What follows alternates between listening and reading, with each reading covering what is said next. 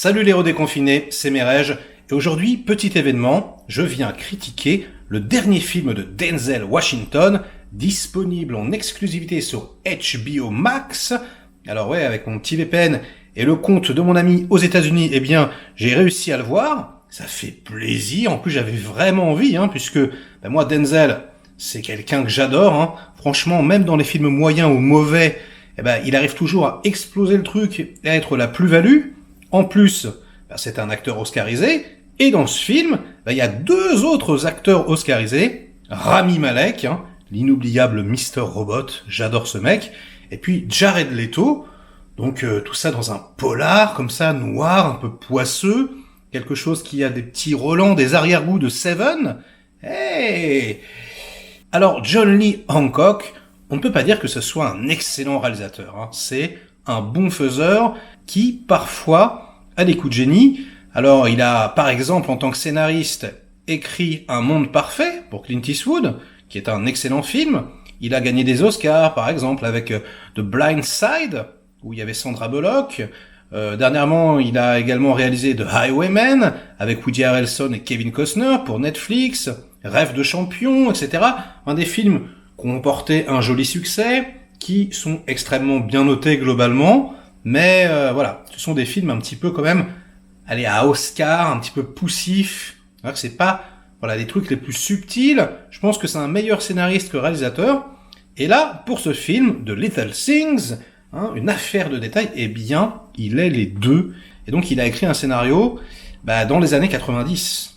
Et là, c'est marrant parce que ça fait deux films coup sur coup que je regarde où les téléphones portables sont proscrits. Donc là, il y en avait pas, ça existait pas. Le deuxième film que j'ai regardé, c'est Froid mortel, donc je vais faire la critique après sur Netflix, et c'est pareil, il n'y a pas de portable. Et les scénaristes, en fait, ils sont en galère avec les téléphones portables. Franchement, tous les rouages scénaristiques à l'ancienne, tout ce qui peut faire le suspense, etc., eh bien, ça ne marche plus du tout maintenant. Maintenant, s'il te plaît, Siri, est-ce que tu peux résoudre l'énigme? Qui est le tueur? Et limite, ça suffit, pour se prévenir, etc. Donc là, il y a plein de scènes qui, si ça s'était passé, dans les années 2000, c'était mort, quoi. Et donc, c'est un cinéma à l'ancienne, c'est un cinéma un petit peu, j'ai envie de dire, poussiéreux d'une certaine façon. Et donc, on sent déjà que, il n'y a pas de raison particulière pour que ça se passe dans les années 90. On sent que juste, il a fait ça parce que sinon, il pouvait pas écrire, quoi. Enfin, je veux dire, toutes ces techniques, tous les réflexes qu'il a dû apprendre quand il était jeune en tant que scénariste, là, il peut plus les appliquer dans le monde d'aujourd'hui. Donc, ça fait un peu film de vieux déjà, même si c'est pas une insulte, mais je veux dire, il y a quelque chose comme ça. Qu'est-ce que ça raconte, The Little Things? Ça raconte l'histoire d'un flic, Denzel Washington, qui, à un moment donné, doit aller faire signer des paplards, je vous passe les détails, donc il se déplace, il va dans une autre ville, et en fait c'est là où il travaillait avant, et tout le monde le reconnaît, tout le monde fait « Oh, ouais, l'homme, la légende, le mythe », comme si c'était quelqu'un d'extrêmement important, « Alors, comment tu vas ?» etc.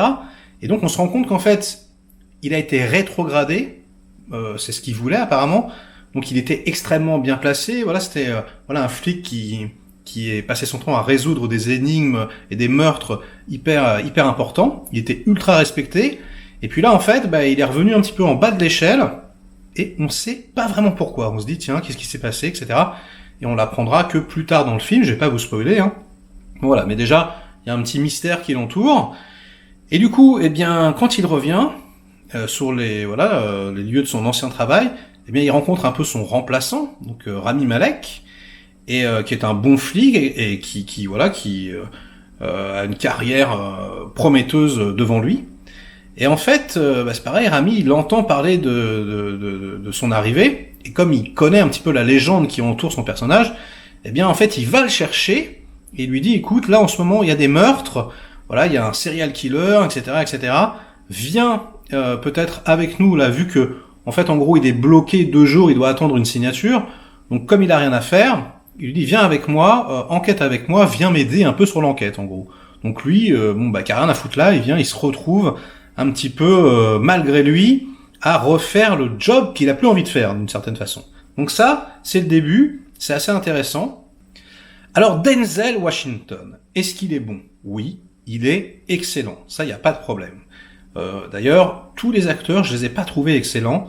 Notamment Jared Leto, qui est bon, mais quand même, et même, même Mr. Robot, il surjoue un tout petit peu. C'est, voilà, en mode comme ça, etc.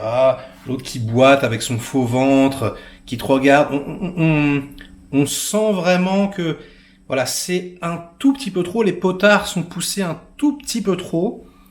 Et voilà, on voit les comédiens faire le show, quoi. On les voit faire leur numéro. Ça, c'est un peu dommage. Ça sort un petit peu du film. En plus, on ne peut pas du tout s'empêcher de faire la comparaison avec Seven. On fait pas exprès, hein, mais bon, ça se ressemble un petit peu. Et bah non, enfin je veux dire, c'est là qu'on voit que Seven, c'est quand même un putain de chef-d'œuvre, un putain de missile, hein. Quelque chose qui a vraiment redéfini toutes les cartes du thriller. Là, alors ça tient pas le coup. Alors on joue pas dans la même cour, hein. C'est pas horrifique. Je veux dire voilà, c'est quelque chose de beaucoup plus intime, voilà. Mais voilà, on ne peut pas s'empêcher d'y penser. Et forcément, bah il y a un chef-d'œuvre et puis un film qui patine un petit peu quoi. Alors voilà, je peux pas vous en parler beaucoup plus, hein, puisque sinon je vais vous spoiler.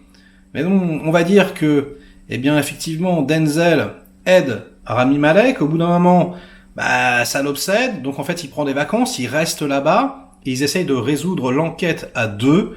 Et au bout d'un moment, et ça c'est pas un spoiler, on le sait déjà dans la bande-annonce, eh bien ils vont s'intéresser au cas Jared Leto, qu'ils soupçonnent fortement d'être le serial killer en question.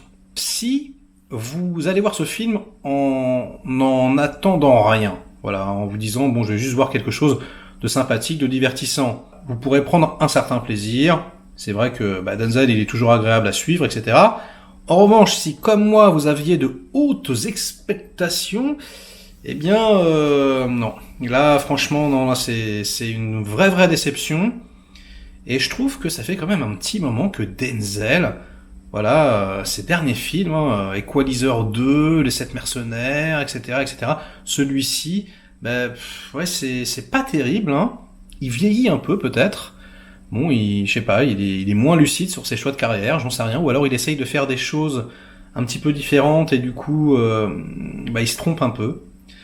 Pour HBO Max, c'est pareil, hein, c'est quand même un coup d'épée dans l'eau parce que franchement, c'est pas ce film-là hein, qui va te donner envie de t'abonner au truc et de te dire ah ouais, trop bien, hein. Non, c'est vraiment moyen quoi. Hein, c'est